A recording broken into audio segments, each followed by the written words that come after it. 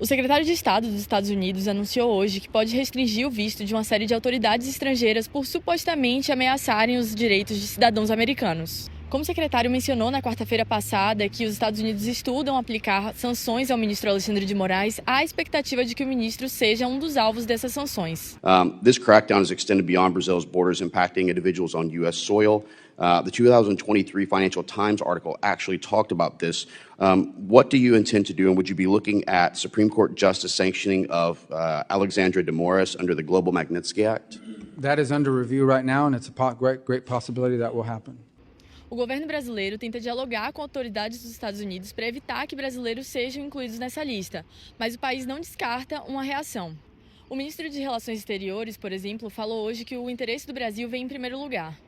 No Brasil, em questões, queria só relembrar as palavras que disse, fiz referência ao Barão do Rio Branco, dizendo que o Brasil não tem alianças, o Brasil não tem parcerias incondicionais. O principal é sem dúvida nenhuma, o interesse nacional, que está sempre em primeiro lugar. Mas Mauro Vieira também explicou que em determinadas situações, como reuniões multilaterais, as autoridades estrangeiras não podem ser banidas de entrar no país. Há casos e casos. Os vistos para participantes em reuniões multilaterais, como são Nações Unidas, OEA e tudo, os acordos de sede obrigam o país a conceder. Portanto, isso não acontecerá.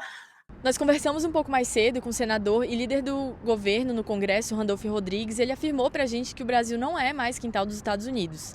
Ele também afirmou que os Estados Unidos, assim como o Brasil, têm autonomia para aplicar as sanções e ações que desejar, e que o Brasil estudará a melhor forma de reagir, se for o caso. O tempo que o Brasil era quintal de qualquer país do mundo já passou, em especial em relação aos Estados Unidos. Os Estados Unidos é um Estado soberano, assim como o Brasil também é. Os Estados Unidos têm o direito de tomar medidas que achar por bem em relação a quem quer que seja. E o Brasil tem também o direito e a prerrogativa de, se for o caso, avaliar eventuais reações a medidas tomadas pelo Estado americano. O Brasil não é quintal de ninguém, muito menos os Estados Unidos.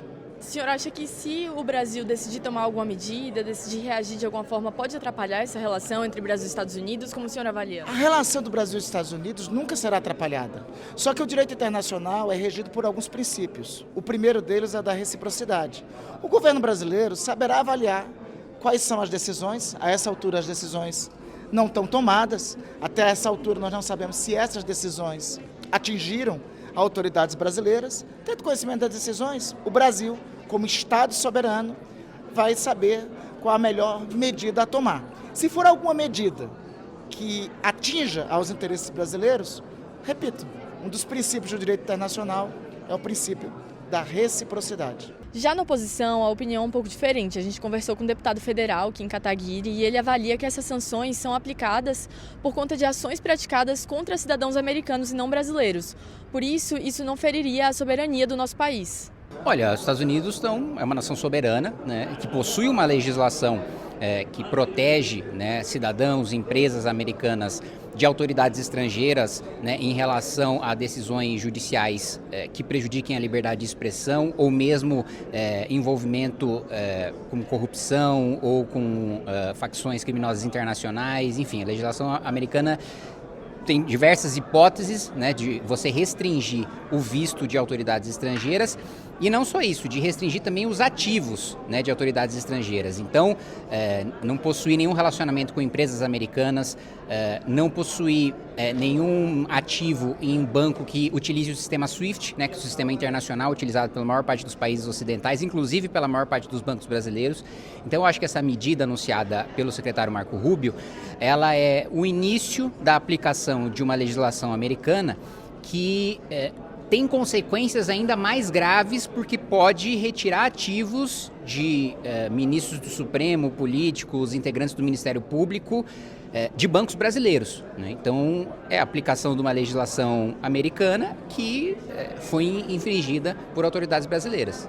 A partir do momento em que nós utilizamos o sistema financeiro americano, em que autoridades brasileiras desrespeitam direitos de cidadãos americanos, porque, veja, a gente ainda nem entrou, né, a decisão que foi anunciada pelo governo americano não é em relação a abusos, eventuais abusos do Supremo Tribunal Federal cometidos contra brasileiros. Não, eles não estão tomando uma decisão com base em questões nacionais brasileiras. A decisão foi tomada com base em atitudes ilegais de autoridades brasileiras contra cidadãos americanos.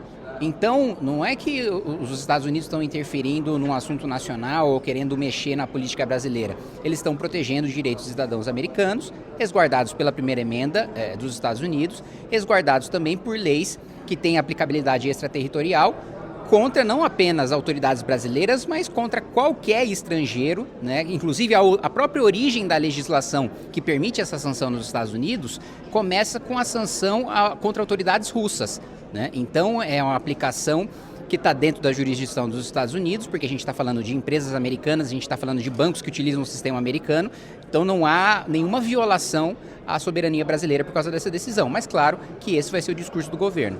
Para mais informações, acesse metrópolis.com.